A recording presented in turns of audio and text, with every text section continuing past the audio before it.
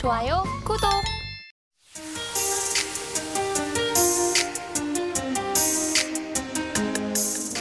그리고 환율의 수혜주로 좀 거론이 되는 쪽이 또 살펴보니까 뭐 해운과 농기계, 카지노 쪽에서도 이익이 증가할 수 있다라는 이야기가 전해져 오고 있고요. 오늘도 카지노와 관련해서 리포트도 많이 나와 있더라고요. 네. 카지노주는 어쨌든 이제 이번 한 달 동안 그래도 오름세가 나타났던 종목들도 있었는데 이 종목군들을 어떻게 바라볼까요?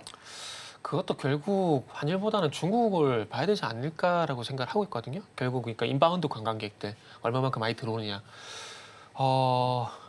이것도 관광객 얘기하게 되면 또 제가 오늘 할 얘기가 또 하게 되는데 어쨌든 최근에 그 관광객들이 중국, 일본 관광객들이 상당히 많이 유입이 되고 있다라는 기사들이 있거든요. 그런 기사들을 감안해서 카지노주를 보게 되면 오늘 롯데관광개발, GKE 그리고 파라다이스 이런 종목들이 강세인데 차라리 오늘 이제 그 픽 섹터 그냥 말씀드리고 하면 안 될까요? 그럼 종가부팅 섹터 말씀해 주세요. 아니 여기서 말을 다 해버릴 것 같아가지고 일단 그냥 아울러서 해주시면 좋을 것 같습니다. 그렇게 할게요. 어떤 섹터 가지고 오셨길래? 지금 얘기하면 나중에 할 말이 없을 것 같아가지고요. 비해서 드릴게요. 일단은 1월달, 2월달 이제 방한객을 보게 되면 191만 명이 들어왔다고 합니다. 이게 4월 4일, 5일 기사를 저도 참고를 했는데 1월달, 2월달 한국을 방문한 방한객들이 한 191만 명이 된다고 해요. 이게 이제 2023년도 대비해가지고 190%가량 이제 증가를 했다는 수치인데 여기에 가장 많이 이제 분포하고 있는 관광객이 중국이 62만 명, 그리고 일본이 33만 명이거든요. 근데 오늘 롯데관광개발, GKL, 파라다이스 결국 외국인 관광객들을 유치하는 곳들이잖아요. 그러다 보니까 당연히 물론 그러니까 우리 원화 대비 자기 통화가 강세로 가게 되면은 우리나라 어떤 관광의 매력을 느끼게 된다면 이게 상당히 메리트가 될 수 있는 부분은 분명히 있습니다. 그렇기 때문에 그런 쪽에서 보게 된다면 환율의 수혜가 분명히 될 수 있다라는 거죠. 그런데 그 속에서도 이제 중국 얘기를 꺼낸 이유가 뭐냐면은 방한 관광객들이 어떤 중국 관광객이 많이 늘어나고 있다는 부분들이 결국 포커싱을 할 수밖에 없다 봐야 될 것 같아요. 그리고 이제 롯데관광객으로는 3.8% 카지노 중에서 제일 강하거든요. 네. 이것도 어떤 이슈가 있냐면은 중국국제공항, 우리나라 측이면 대한항공이라고 보시면 되는데 이 회사가 이제 2019년 10월 달 이후에 처음으로 제주 그리고 베이징 노선을 운항을 재개를 했다라고 합니다. 그러니까 제주로 가는 직항 노선이 되겠죠. 그러면은 이 직항 노선을 만들게 되면 당연히 제주도가 수혜가 될 수밖에 없거든요. 그러면 아시겠지만 이제 제주 쪽에 카지노 기반을 가지고 있는 롯데관광개발이 당연히 그래서 반응을 할 수밖에 없다 보시면 될 것 같아요. 네. 그리고 중국 국제공항 같은 경우는 단체 판매 수요가 상당히 좀 많다라고 합니다. 그렇기 때문에 이 직항 노선이 제외가 됐다는 것만으로도 관광객이 늘어날 수밖에 없는 부분들이라는 거죠. 그래서 최근에 뭐 또 기사를 보니까 제주도에 중국인 관광객들이 상당히 많이 늘어났던 기사가 있던데 어쨌든 이 관광객들이 많이 들어오게 되면은 소비주들을 볼 수밖에 없다라는 것들을 말씀드릴 수 있을 것 같고요. 그리고 3월달 이제 인천항으로 들어온 한국 중국 여객선 이용객 여기도 6만 7천 명 정도가 되는데 2019년 3월 달 6만 8천 명 정도 되는 수준 육박을 하고 있고 2월 달 대비해서도 2월 달이 16,000 명 정도거든요. 그래서 상당히 많이 늘어나는 부분들을 확인을 할 수가 있습니다. 그렇기 때문에 오늘 반도체에 좀 가려있는 부분들은 분명히 있는데 오늘 그럼에도 불구하고 카지노 그리고 화장품, 면세점 같은 기업들이 그리고 미용기 같은 관련들이 상위에 올라 있는 부분들은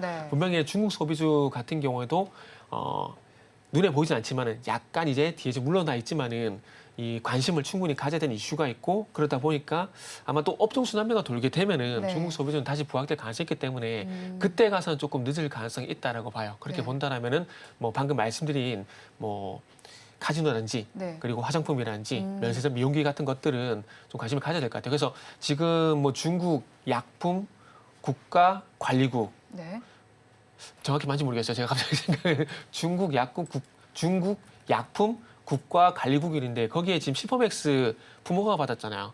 중국 국가약품감독관리국이네요. 네. 앞뒤가 바뀌었네요. 바뀌었네요. 어쨌든 아마 시청자분 알아들으실 거라 생각을 합니다. 지금 최근에 비오렉스 시퍼맥스라든지 또 중국 품목화가 이슈가 있잖아요. 그러다 보니까 그와 연관된 또 이제 미용기 관련된 종목들이 강세거든요. 그래서 그런 것만 보더라도 아까 전에 화장품에서 수출뿐만 아니라 중국적으로 확장해야 될 이유가 있다고 말씀했잖아요. 그래서 이런 연유 때문에 일단 확장이 될 이유가 있다고 좀 보시면 좋을 것 같아요. 네, 그러면 그 섹터 중에서는 더 집중하시는 섹터가 있을 테고 가지고 오신 종목도 있을 것 같은데 종목까지 소개해 주시겠어요? 맞습니다. 그리고 종목은 토니몰입니다. 오늘 일단 8%가량 상승이 나왔고 중국 화장품 관련 종목들도 좀 봐야 되는데 리더스 코스메틱보다는 저는 개인적으로 토니모리가 좀 더 관심이 간다라 좀 보시면 좋을 것 같아요. 일단 토니모리 같은 경우에 작년에 이제 영업이익이 96억 원을 기록하게 되면서 흑자 전환을 기록을 좀 했거든요. 그런데 여기에 또 이 흑자로 전환되는 요인 중에 또 어떤 요인이 있었냐면은 면세점이라든지 명동 같은 매장을 추가적으로 오픈한 효과가 또 반영이 됐다 그러더라고요. 지금 최근에 보니까 명동 쪽에 관광객들이 상당히 많이 늘어나고 있다는 뉴스들이 나오고 있는데 명동이 어쨌든 매장을 추가 오픈을 하게 되면 당연히 중국 관광 효과를 볼 수밖에 없습니다. 그렇게 본다면은 작년 흑자 전환에 이어서 올해 같은 게 실적 턴어라운드로 갈 가능성이 상당히 높거든요. 그러다 보니까 지금은 제 개인적으로는 이제 중국 관련된 화장품 관련된 종목 중에서는 토니모리가 일단 대장으로 봐진다라는 말씀 드릴 수 있을 것 같아요. 그리고 많은 규모는 아니지만은 이 회사 김숙철 대표가 또 6천만 원 규모로 또 자사주 매입을 했다라고 합니다. 네. 뭐 오너가 자사주 매입을 했다라는 건 그만큼 이제 앞으로의 전망을 긍정적으로 본다고 볼 수가 있겠죠. 그래서 이런 것들을 참고하시면 좋을 것 같아요. 그리고 차트적으로 보더라도 이제 뭐 최근에 이제 7,000원대 저항대를 돌파를 하게 되면서 이제 신고가를 만들려고 하는 구간이거든요. 7,000원 같은 경우는 어찌 보면은 이제 2023년도, 2022년도부터 저항대로 좀 작용이 되고 있는 가격대이기 때문에 이 가격대를 올라탔다는 것만으로도 제가 봤을 때는 충분히 길적으로도 메리트가 있다라고 판단이 들고 있습니다. 그래서 목표 같은 경우는 8,500원 정도 일단은 제시를 좀 해보고 싶고요. 그리고 손절가는 7,100원 정도 말씀을 좀 드리도록 하겠습니다.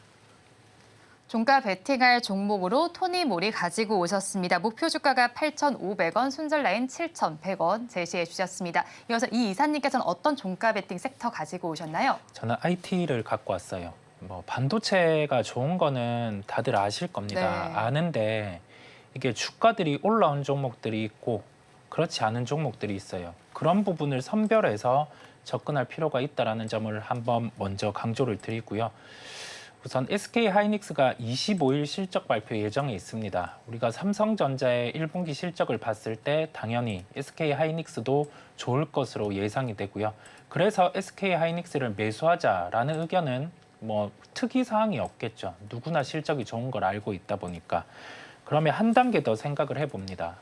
1분기 실적 다음에 2분기 같은 경우에 실적이 좋을 수 있을지 부분인데 D램 부분과 낸드 부분 같은 경우 모두 우선은 가격은 1분기에 상승하는 흐름이 나타났고 1분기보다 2분기의 가격 상승 같은 경우는 더딜 수 있지만 출하량 같은 경우가 올라갔을 겁니다. 이 부분은 감산을 감안하고도 출하량의 증대를 통해서 2분기까지 또한 D램 낸드 부분의 실적이 좋을 수 있고 그러면 여기에서 실적은 언제 꺾일 수 있냐라고 하면은 네. 지금 이 수요를 창출한 거는 HBM 부분입니다.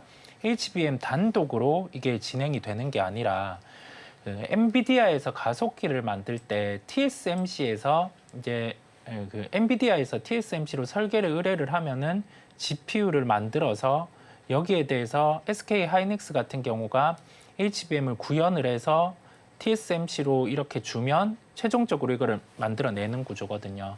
그렇다 보니 이 전체적인 이 구조 안에서 이제 D램 같은 경우, 그다음에 뭐 낸드 같은 경우 간접적 영향을 받아서 수요가 이렇게 올라온 겁니다.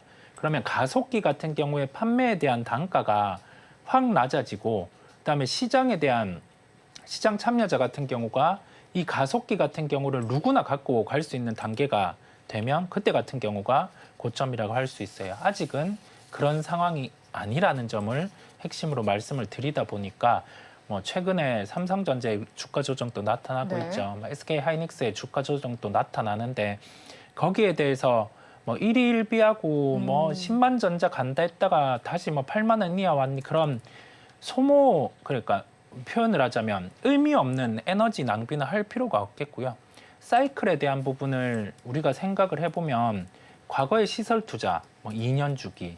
그런데 이 2년 주기를 놓고 봐서도 아직 채 2년이 지나지는 않았거든요.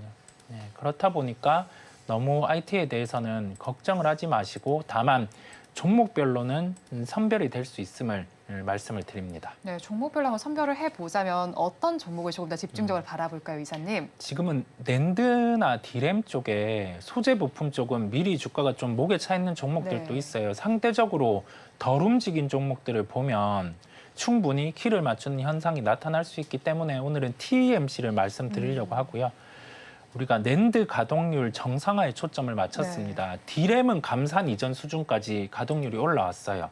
근데 낸드는 아직 못 올라온 상황인데 그만큼 그 기존의 힘든 시기 때 낸드 같은 경우는 이 만들어내는 주체 같은 경우가 너무 고생을 했다 보니까 아직 감산에 대한 부분을 유지를 강하게 하고 있는 것으로 보입니다. 이 가동률 또한 올라올 수 있는 상황이에요. 올해 하반기 정도 갔을 때는 올라오는 상황이다 보니 장비주는 보통 시설 투자가 이루어져야지 주가의 속도가 붙게 되는데 소재 부품 쪽 같은 경우는 보통 이제 가동률이 올라가는 그 구조 안에서 실적이 늘게 됩니다. 그래서 연결자회사 오션브리지 같은 경우도 있죠. 우리가 소재와 관련된 기업들 이 영향도 있다 보니 전체적으로 실적을 감안을 해보면 올해 예상 영업이익이 490억 수준인데 지금 시가총액 같은 경우가 그 부분을 감안해도 4,500억 정도 거래가 되고 있어요. 그래서 올해 나오는 이익 감안해서도 큰 부담이 없기 때문에 TMC를 말씀드리게 되었고 네. 목표가는 1차로 23,500원. 이 가격이 돌파가 이루어지면 3만 원대까지도 충분히 상승 가능한 이익 체력을 갖고 있습니다. 손절가는 18,000원인데요. 최근에 시세가 났던 가격대 하단을 18,000원 이 가격을 말씀드립니다.